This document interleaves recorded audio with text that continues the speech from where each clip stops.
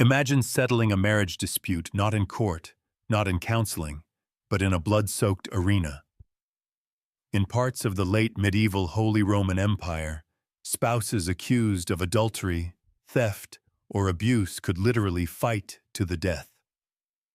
The husband was buried waist-deep in a pit, one arm bound behind his back, while the wife swung a sack filled with stones. Whoever survived was declared the truthful one. Surreal. This wasn't myth. It's recorded in 15th century Fechtbuch manuals and town statutes. By the end, you'll see why medieval marriage counseling looked less like therapy and more like gladiatorial combat. You think divorce court is brutal today? Imagine your spouse dragging you to the town square, not for a legal hearing, but for a duel where survival itself was the verdict. In the Holy Roman Empire, from the 13th through 16th centuries, several German town statutes spelled it out. If a wife accused her husband of abuse, or if he accused her of adultery, the matter could be tested in a fight. It wasn't a private quarrel. This was staged, ritualized, and public. Both sides swore before officials that God would grant victory to the innocent. Forget lawyers. Your weapon was your defense. Manuals like the Fechtbuch of Hans Talhofer, 1467, even illustrate husband and wife locked in deadly combat. The grotesque equality of the system lay in its cruelty. A husband's physical strength was cut down by burying him waist-deep with one arm tied. The wife, meanwhile, was given a club or sack of stones. It was less about fairness, more about spectacle. And if one spouse lost, death, execution, or exile followed. Imagine Tinder matches today being settled by cage fight. You'd swipe very carefully. But this was no joke for medieval couples. It was life or death. Picture the scene. The husband dragged into the town arena, forced into a freshly dug pit. He's buried up to his waist in packed dirt, sometimes even chained so he can't leap free. One arm is tied behind his back, the other left to clutch a crude club.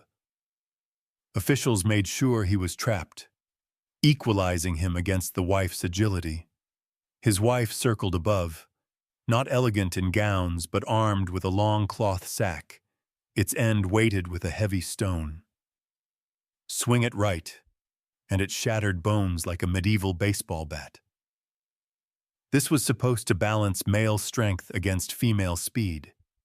But in reality, it turned marital disputes into humiliating theater. If the husband tried to crawl out, it was counted as defeat. If the wife dropped her weapon, she was dragged back and forced to continue. The crowd jeered, laughed, and took sides, neighbors and rivals watching private resentment spill into public bloodsport.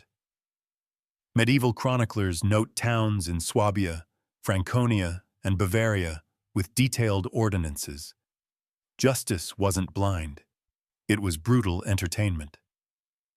Imagine family court televised like a UFC match, except your neighbors could cheer your death. That's what passed for equality before divorce lawyers. And it only gets worse. Now, let's focus on that sack. At first glance, it seems ridiculous, like some peasant prank.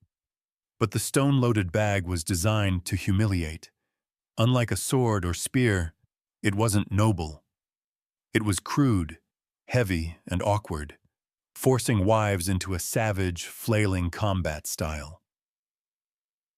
The symbolism cut deeper. Men fought with real weapons. Women got domestic ones, the equivalent of a laundry bag turned execution tool. Talhofer's 1467 Fechtbuch depicts the wife swinging it overhead, crashing it down on her buried husband's skull. One illustration shows her straddling the pit, beating his head like a butcher pounding meat. Others reveal her pinning him while the crowd looks on.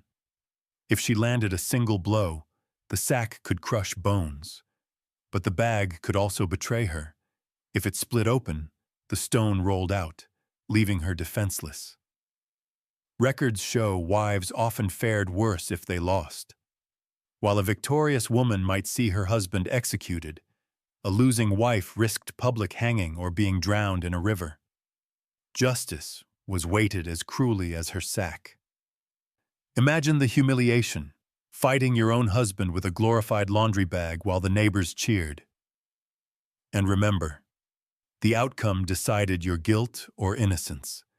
If you're thinking, surely no one actually did this, think again.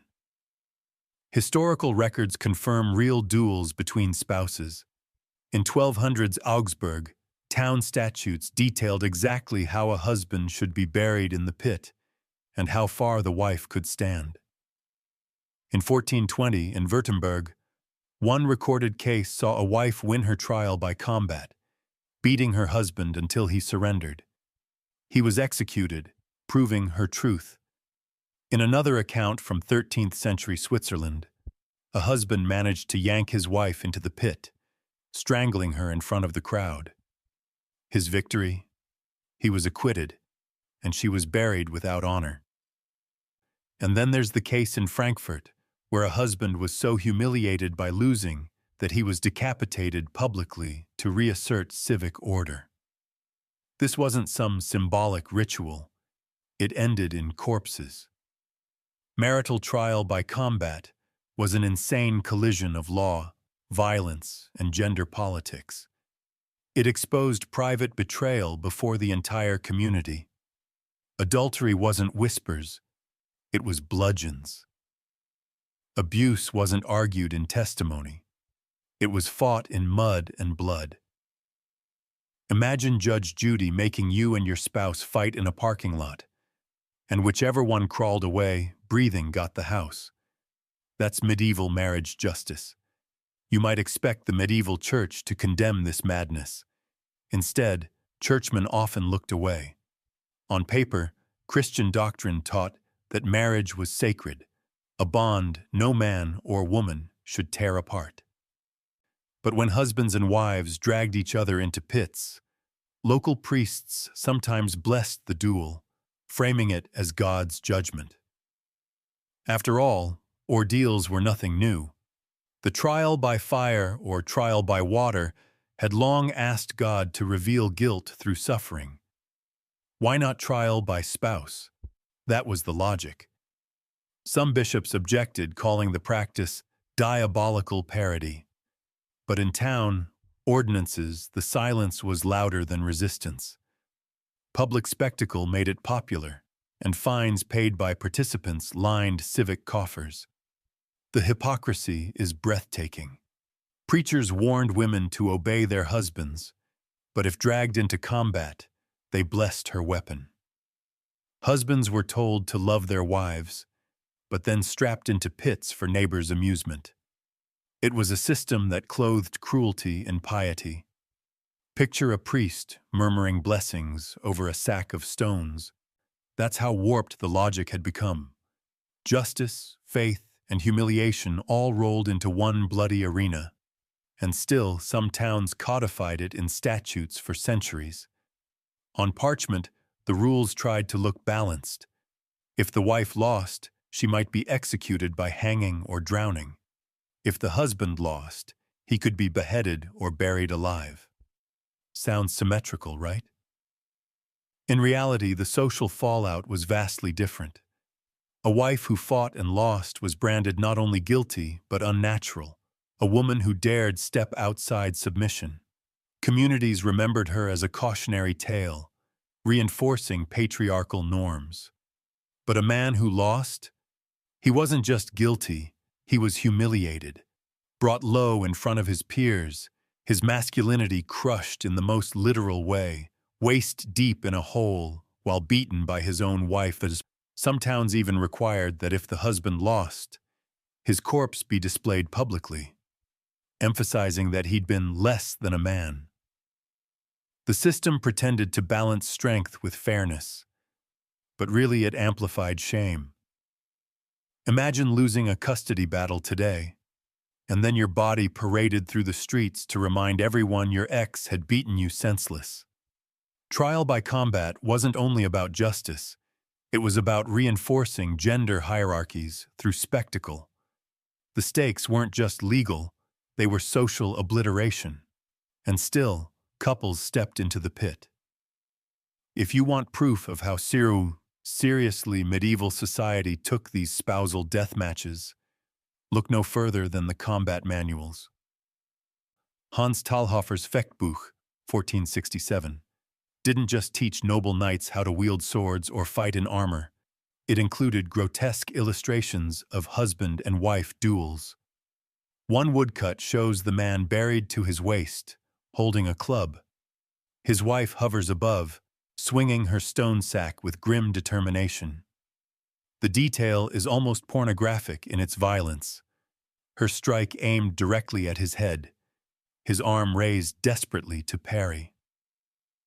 Another illustration shows the wife climbing on top of the pit, pressing her advantage like a predator closing in. These were not jokes. They were instructional images for a legally sanctioned process. Imagine a modern self-defense manual casually including diagrams for how to kill your spouse in court-ordered combat. That's how normalized it was. And the images reveal something else: the audience. Figures loom in the background, watching. Because these duels weren't hidden, they were civic theater. Talhoffer captured not only technique, but humiliation. By putting it into his book, he immortalized the insanity. That marital truth could be proven by turning love into murder under the eyes of God and neighbor alike. Forget modern juries deliberating in silence. In medieval spousal combat, the crowd was both jury and audience. Whole towns turned out to watch. Vendors sold food and drink. Children were perched on shoulders to see better. The duel wasn't just a legal proceeding, it was a civic holiday. The public wasn't impartial either. They booed, cheered, and shouted advice. If a wife landed a hit, the crowd roared. If a husband stumbled, jeers echoed. Shame was as potent as blood. Civic officials relied on this spectacle to maintain control. The duel reinforced the idea that God's judgment would be clear, visible, and final. And so neighbors watched with glee, turning marital misery into a form of medieval reality television. Except instead of divorce court, it was a death pit. Think about how modern audiences binge Divorce Court or Jerry Springer for messy drama. Now replace the shouting with splattering blood and bones breaking under sacks of stone. That was their entertainment. The crowd wasn't just observing justice, they were feeding off it. And their collective gaze guaranteed the losing spouse's shame would outlive their death. Because once you've been beaten bloody by your husband, or worse, by your wife, the town never forgets. Here's the part that really twists the knife. For many couples, this was essentially divorce by combat. No paperwork, no annulment, just the brutal clarity of death. If one spouse survived, the marriage was dissolved because the other was dead. And if somehow both survived but one yielded, the loser was often executed anyway. In some towns, even if mercy was granted, fines or banishment followed. Imagine your marriage counselor suggesting, "Why don't you try hitting each other with rocks until someone drops?"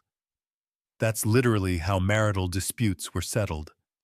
Worse still, children of the couple were left to watch reputations destroyed. If the wife lost, her children inherited her shame. If the husband lost, his estate could be confiscated. It wasn't just a marital issue. It rippled across family fortunes. Modern divorce leaves scars, sure, but at least no one's digging pits in your backyard. In the medieval mind, this process was efficient. No long trials, no appeals. Truth was decided in blood and mud. For neighbors, it was justice. For the couple, it was annihilation. And once the duel was done, there was no rebuilding. Marriage ended where one body fell. Let's step back. What does this insanity say about medieval ideas of gender? On one hand, trial by combat between spouses seems radical. A woman, normally silenced in law, could stand as equal to a man in a death match. But the reality was darker. She was equal only in suffering, never in power. Giving her a sack instead of a sword wasn't about fairness. It was about mockery. By burying the man waist deep, the system symbolically emasculated him, stripping his freedom. Both roles were humiliating, not empowering. Women weren't elevated, they were ridiculed, forced to fight like peasants. Men weren't protected, they were reduced to trapped animals. The so-called balance was really a grotesque theater of control. Gender was weaponized, not respected. This wasn't equality. It was systemic humiliation masquerading as justice. Imagine if today, instead of custody battles, men were forced to hop on one leg and women handed frying pans to fight it out. Absurd, yes, but the absurdity covered something cruel. Trial by combat didn't liberate women.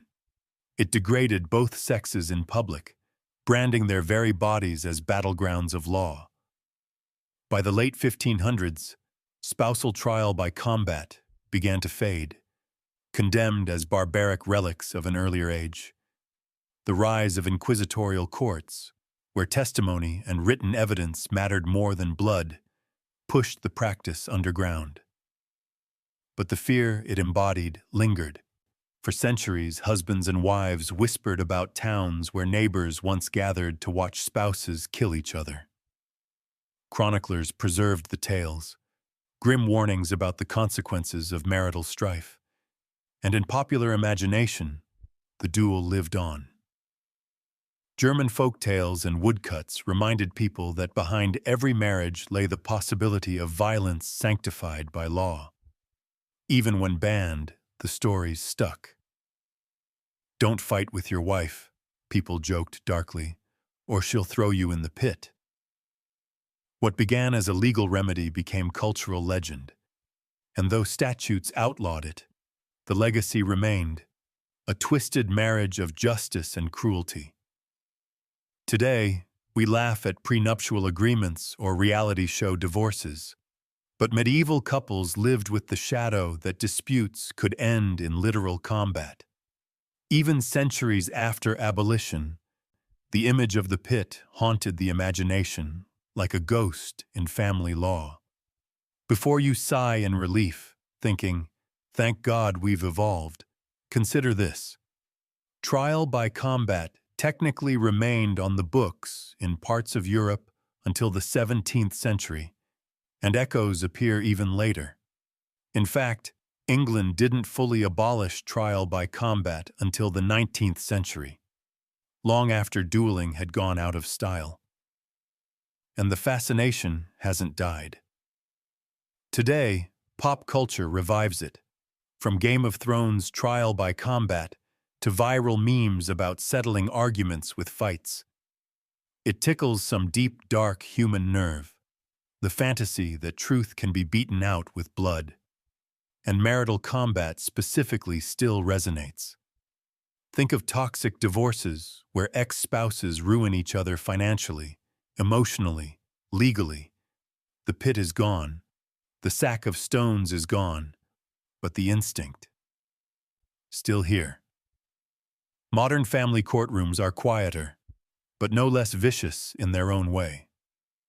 The medieval duel reminds us that marriage, once sacred, has often been weaponized as punishment. And while we might not bury husbands waist deep in mud anymore, the cruelty of turning intimacy into combat hasn't vanished. It's only changed its weapons. From the moment we opened with the image of a husband buried to his waist, one arm bound, facing down his wife with nothing but a sack of stones, you probably thought, This has to be legend. But now you've seen the brutal truth. In the Holy Roman Empire of the late Middle Ages, this wasn't a metaphor. It was law. It was justice. It was marriage counseling, medieval style. We've walked through pits of dirt and humiliation, where men lost their dignity and women swung sacks like executioners. We've seen Talhofer's grim woodcuts, spouses clawing at each other under the watching eyes of neighbors. We've heard how crowds treated these duels like carnivals, turning accusations of adultery or theft into bloody spectacles. We've heard of wives hanged or drowned, husbands beheaded or buried alive, all in the name of divine truth. Think back to the hypocrisy. Priests blessing weapons, town statutes codifying cruelty, neighbors jeering as families tore themselves apart. And the terrifying logic: God would reveal the truth through survival. Except, of course, survival hinged less on divine will and more on raw chance, on who slipped first, whose sack split open, whose head cracked against the pit wall. Justice wasn't blind. It was bloodthirsty. But maybe the most haunting part isn't the death itself. It's the symbolism. These weren't strangers. They were spouses, people bound in a sacrament, turned into enemies by law. The husband reduced to a trapped animal, the wife reduced to a flailing parody of power. Equal in misery, unequal in survival. What was supposed to prove innocence became instead a theater of humiliation. Imagine what it meant for the children, watching the very foundation of family dissolve into violence sanctified by civic decree. And here's the chilling echo. Though the pits are gone, the instinct to weaponize marriage is not. Today we may not bury spouses waist deep, but divorces still turn into battlefields. Families still bleed in custody wars, in financial ruin, in smear campaigns that destroy reputations. The sack of stones has simply been replaced by paperwork, lawyers, and social media. The pit has been paved over, but the fight?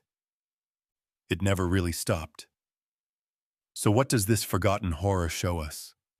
That law and love have always been uneasy bedfellows. That when societies try to mix intimacy with punishment, the results are grotesque. And that behind every marriage contract, whether in 1467 or today, lurks the potential for cruelty when bonds turn sour. The story of spousal trial by combat reminds us of how far we've come, but also how much of the impulse remains. We no longer cheer neighbors as they bludgeon each other in pits, but we do binge-watch messy divorces on TV. We no longer hand women sacks of stones, but we do hand people tools to ruin each other's lives through courts and gossip. We're still watching. We're still entertained. So next time someone complains about modern divorce court, remember this: at least no one's digging you into the ground and handing your partner a weapon. At least your truth doesn't depend on surviving a stone sack swung by the person who once vowed to love you. That's the nightmare of medieval marriage, and maybe the darkest reminder of all. Now I want to leave you with a question. If love and justice could collide so violently in the Middle Ages, what are today's equivalents? Do our own systems of fairness look just as barbaric to the future? Think about it. What part of our justice or our marriages will one day make our descendants shudder in disbelief? If this story shocked you, disturbed you, or made you grateful for modern life, hit that like button. Comment your thoughts below. Would you have survived the pit? And don't forget to subscribe for more tales of dark, twisted history, because the past was never clean. It was soaked in blood, humiliation, and the terrifying reminder that sometimes the person you fear most is the one who once shared your bed.